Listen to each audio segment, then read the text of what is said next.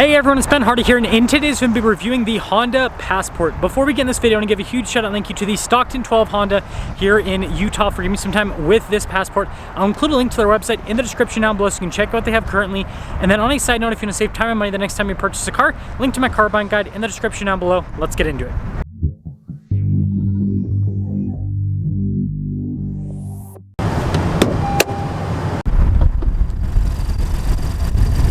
Under the hood, we have a naturally aspirated 3.5 liter V6 that goes through a 9-speed automatic transmission.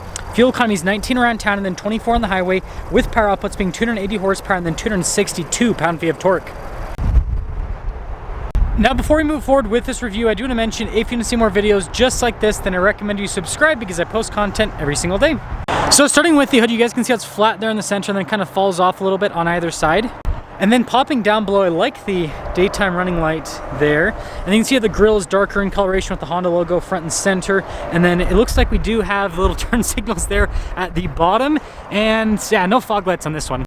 But putting it all together, I mean, this has the same front end as the current Ridgeline, so it's like the Ridgeline SUV. Now around the side here, our tire and wheel setup is 265, 45, 20 in the front and over in the rear. And you guys can see with the coloration on the wheels, you got that metallic silver. I think it actually contrasts pretty nicely with this one. Anyways, you can see with the bodywork here on the fender flares and then on the side as well. And then notice how that kind of continues around the window trim. And here is your full side view with the Pilot. Now taking a look at the key fob here, we have our lock and unlock function, remote start, and then you have the opening for the hatch and then the Honda logo. And popping into the hatch, this is why you get the Passport. We have tons of cargo space here in the back because it doesn't have a third row like the Pilot. And then you've got these nice little buttons here to throw down these seats, and you can see you've got a little 12 volt here in the back as well. And then we can actually raise that, which is nice. But yeah, tons and tons of cargo space. When you're all done, just press that button and that will lower the hatch right back down. Got the Passport signature taillight design, and then look at this trim that goes across, and then you can see the rest of the badges here, and then I like the exhaust tips there, and then we also have parking sensors. And putting it all together, let me you guys think about the overall looks here with the Passport. Now taking a look at the door panel, you can see soft touch here. We've got some cup holders, and then you got storage right there. And then with these seats perforated all down the center portion, I think it looks nice, and nice trim here on the side, and then adjustments on the side too. Now legroom here in the back solid. We also have a little storage pocket. We've got some vents, USBs down below, and we have our cup holder armrest. And then last but not least, headroom. It's good. Now taking a look at the door panel, you can see again soft touch here and down below. Got all of our window controls, front to rear automatic. You got door lock and unlock memory seats. Blind spot monitoring with the mirrors. And then you can see down below, we've got this to open up the hatch and the gas cap release. And then taking a look at the seats, again perforated all down the center, power adjustments here on the side, and then you can see here for the mirror adjustment, you have Econ mode, it's for the parking sensors, your collision assistance, lane departure, stability control as well. And then notice the dash here is all soft touch across.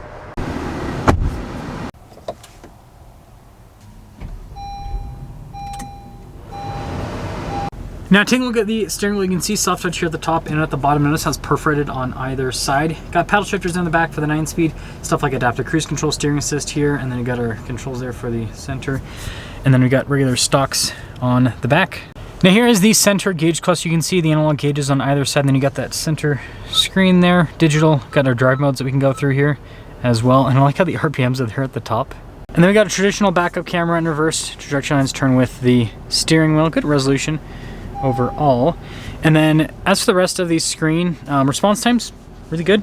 Has Apple CarPlay and Android Auto. That's nice. And then I like how you've got kind of like the shortcut buttons here on the side that makes use a little bit better. We have our tri-zone climate system down below. So even though this doesn't have a third row, it still has 3 different climate zones. Heated seat controls here, and then you can see with the USBs, wireless phone charging pad, and then we have our little transmission selector here, and then we got this for the drive modes, your auto stop start, and then some cup holders. Yeah, plenty of storage space there. And I like the trim here on the top. And then with the glove box, yeah, spacious. And then last but not least, we do have a sunroof up top, well, a snow roof, I guess. Now there's a bit of glare, so it's kind of hard to see the window sticker, but this is a 24EXL with the Passport. Total MSRP $43,730, and let's see how it drives.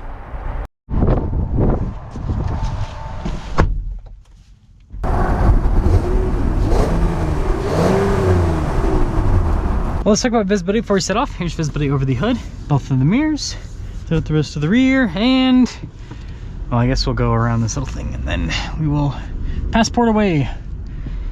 So yeah, I think it's interesting that they're still doing this body style, I guess, with the Passport, because the new Pilot came out for the, what, 23 model year? And so you'd think that for 24 they'd have the, you know, new front end and everything for the Passport, but yeah, I guess, and same thing with the Ridgeline, but I guess we're still waiting. Or maybe they're going to do a different design. That would be interesting if Honda just did a completely different design, but I don't know. They didn't do that last time, so I don't think that they would do it this time. Ah, the Honda Element. A different time, that is for sure. But first off, seats are comfortable. I do like the heated seat function. I didn't notice, unless let me know in the comment section below if I missed it, but I didn't see a heated steering wheel. So I thought that would be or think that would be a nice feature for this to have, would be a heated steering wheel, but you know, not bad. Yeah, good torque out of the V6 right off the bat. Gotta love naturally aspirated engines. You don't have to wait for turbos to spool up. It just, boom, goes. It's a nice experience.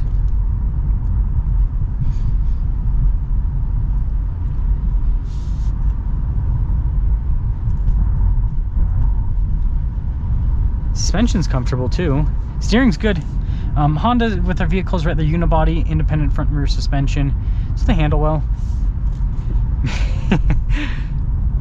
I always forget, because I live not quite in the middle of nowhere, Utah, but I kind of live further out now, and people are so much like better at driving where I live compared to, you know, in this is the Salt Lake Valley, so more metropolitan area. It's just, yeah, it's interesting to see the driving choices that people make. Yeah, torque's pretty dang good with the V6. I think it was only off-road modes if I remember. Yeah, so I'm just gonna keep it in normal mode. I'll pop into S mode. That's kind of like our sport mode. We'll see how performance is. Wow. This thing's pretty dang quick. Again, you can't beat naturally aspirated power. Toyota. Right, because they got the 2.4 in their Highlander now. So, yeah, let's sum things up here with this. First off, when it comes to ride quality, I think it's really good. I think they did a great job with the damping and all of that. And then in terms of the just overall drive, it's nice. The thing I like about Honda is a lot of automakers, I feel like recently they try to make their vehicles as like sporty as possible, right? They try to make it like hide the weight and all that kind of stuff, and you know, there's an appeal to that, but I feel like people like now are kind of leaning back into like wanting that like big substantial feel, and this kind of has like a substantial feel. It doesn't, you know, it handles well and it doesn't feel cumbersome or big to drive, but it still feels like you're in something substantial rather than it doesn't feel like you're driving a car. It feels like you're actually driving an SUV. So I don't know, I really appreciate that. But let me know what you guys think about the Honda Passport, but I think that this is a pretty cool SUV, and I'm excited for when they do the refresh, redesign, whatever you want to call it, on the Passport. I'm excited to see what it looks like.